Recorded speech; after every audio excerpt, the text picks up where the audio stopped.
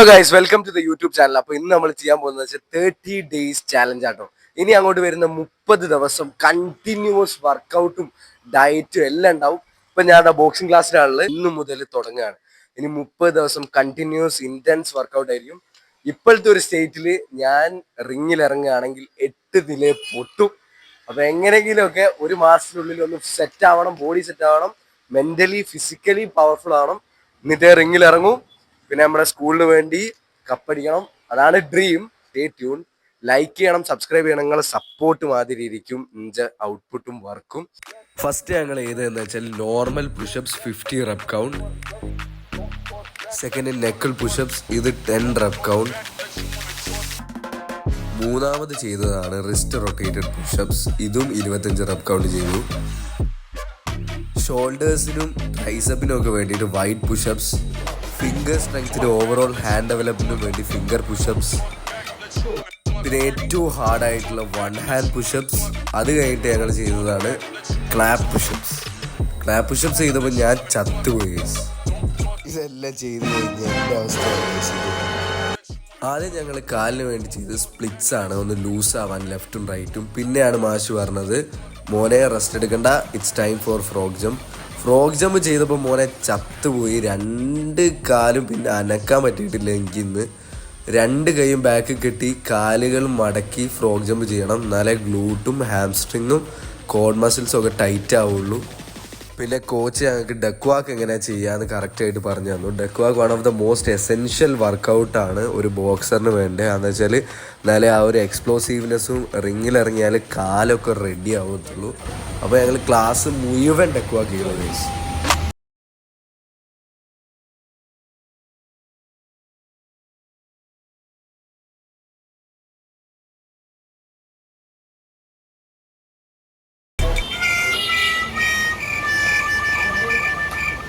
അടുത്ത എക്സസൈസ് ആയിരുന്നു ആബ് ക്രഞ്ചസ്. കൈ ബാക്കിൽ കെട്ടിയിട്ട് കാല് കൈയിനെ ടച്ച് ചെയ്യണം. ഇതാണ് നമ്മുടെ ടാസ്ക്.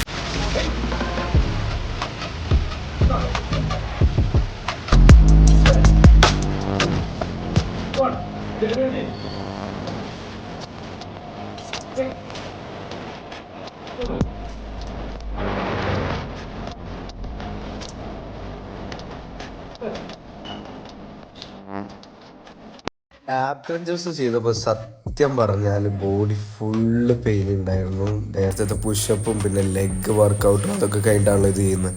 അടുത്ത ഞങ്ങൾ ചെയ്യാൻ പോകുന്ന എക്സസൈസ് ആണ് മോനെ മാഷ് ഞങ്ങളുടെ ആബ്സിൻ്റെ മുകളിൽ കൂടി ചവിട്ടി നടക്കും. അങ്ങനെ ആബ്സിൻ്റെ മുകളിൽ കൂടി ചവിട്ടി നടക്കുന്നതിന് മുന്നേ മാഷ് ഞങ്ങളോട് ഒരു എക്സസൈസ് ചെയ്യാൻ പറഞ്ഞു. ഇതിന് ശേഷമാണ് മാഷ് ഞങ്ങൾ ആബ്സ്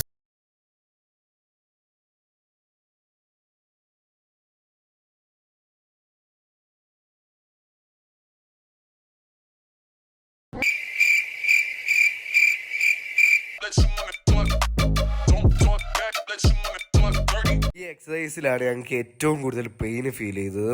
ഞങ്ങളുടെ ആബ്സിന്റെ മുകളിലൂടെ മാഷി ചവിട്ടുന്നു, എന്നിട്ട് ഫുള്ള് ബോഡി വെയിറ്റ് ഉപയോഗിച്ച് ജമ്പ് ചെയ്യുന്നു.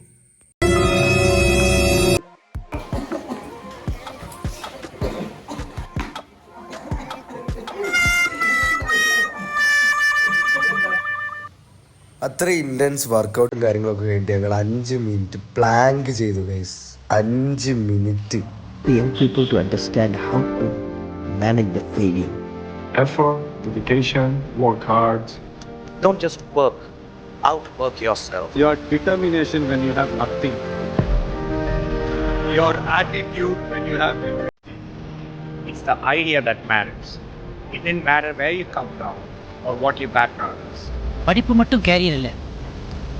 ஒவ்வொருத்தங்கிட்டையும் கண்டிப்பாக ஏதாவது ஒரு திறமை ஒழிஞ்சுக்கிட்டு இருக்கும்டா. அதை கண்டுபிடிச்சு கடினமாக உழைச்சா உலகமே திரும்பி பார்க்குற அளவுக்கு நம்ம பெரிய ஆளாகலாம்டா.